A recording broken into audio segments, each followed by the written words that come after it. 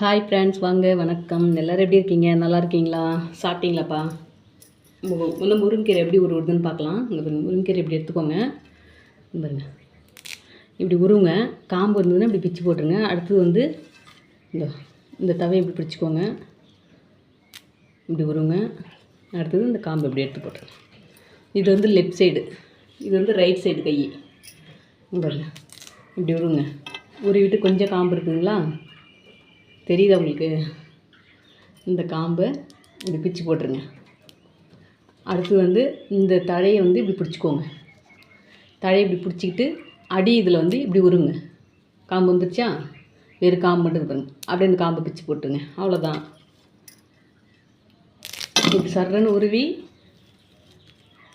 இப்படி உருவுங்க. காம்பு இருக்கு பாருங்கள். அவ்வளோதான்.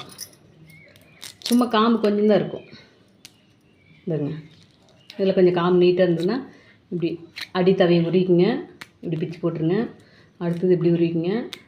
அந்த நுனியில் பிடிச்சிக்கணும். நுனியில் பிடிச்சிட்டு அடியில் உருவுன்னா அந்த காம்பு வந்துடும்.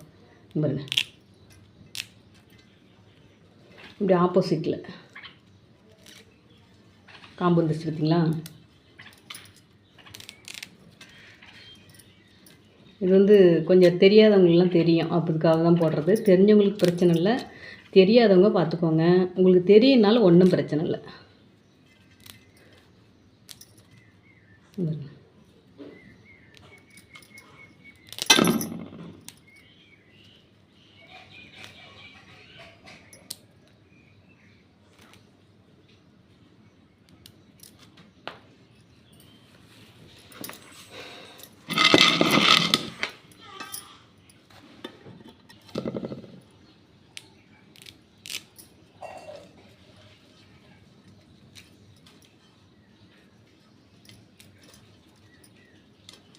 இங்கே பாருங்கள், இது பிடிக்கிறோமா?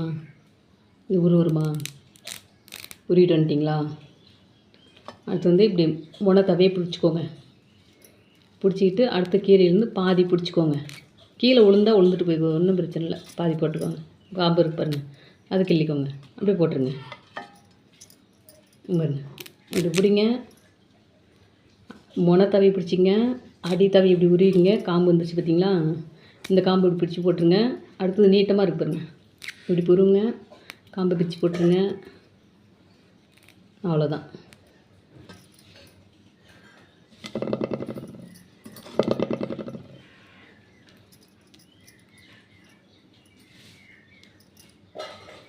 முருங்கீரை வந்து மறுநாள் வச்சு சாப்பிட்டா டேஸ்ட் இல்லை. செஞ்சதையும் சரி, செய்யாமல் பறிச்சிட்டு வந்த கீரையும் சரி, கொஞ்சம் நேரம் ஆனாவே ஒரு மாதிரி ஸ்மெல்லு வர ஆரம்பிச்சிடும். இப்போ காலையில் பறிக்கிற கீரை ஒரு 2 மணி இருந்தால் நல்லாயிருக்கும். 2 மணிக்கு மேலே ஒரு மாதிரி ஸ்மெல்லு வர ஆரம்பிச்சிடும், வேறு மாதிரியான வாடை. அதனால் வச்சு சாப்பிடாதீங்க. அப்பப்பைக்கு பறித்து சாப்பிடுங்க. வாங்கிட்டு வந்தாலும் உடனே செஞ்சுருங்க. கடையிலேருந்து வாங்கிட்டு வந்தாலும் உடனே செஞ்சுருங்கப்பா.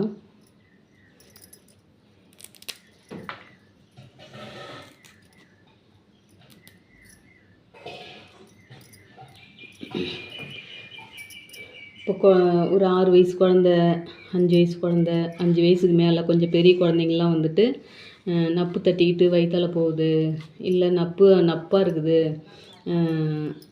அப்படின்னு, அந்த நப்பு தட்டிக்குது அப்படின்னு சொன்னாவே, வயிறு வலிக்குது அப்படின்னு சொன்னாவே, இங்கே பாருங்கள், கீரையை உருவிக்கோங்க. இப்படி கையில் வச்சுக்கோங்க. இதில் வந்து கொஞ்சம் ஒரு 4 உப்புக்கல் வச்சு சென்டரில் வச்சு இப்படி கசக்குங்க. இப்படி உப்பு வச்சு இப்படி கசக்குனா வந்துட்டு விலை வந்து கசங்கி நல்லா சாறு வரும். அந்த சாறை புசிஞ்சு விட்டு அதை வந்து பாலாடையிலையோ இல்லை கிளாஸ்லேயோ விட்டு அந்த குழந்தைங்களுக்கு கொடுங்க. ரொம்ப ரொம்ப நல்லது. அது கொடுத்தோம்னா கொஞ்சம் லைட்டாக வயிற்றால போகும். ஆனால் சளி, உடம்புல எத்தனை சளி இருந்தாலும் சரிதான், அத்தனையும் அந்த வயிற்றால போகிறது கக்காவோடு வந்துடும். இது நான் தான் எங்களுக்கு அனுபவம் தான். இது எங்கள் பிள்ளைங்களாம் ஊற்றின அனுபவம். சளிலாம் அப்படியே அந்த கக்காவிலே தெரியும், வளன்னு வந்துடும். ஒரு நல்ல டிப்ஸு. குழந்தைங்களுக்கு வந்து நப்பு தட்டிச்சுன்னா கொடுக்குறது ரொம்ப நல்ல டிப்ஸ் இது. சரிப்பா, பாய்.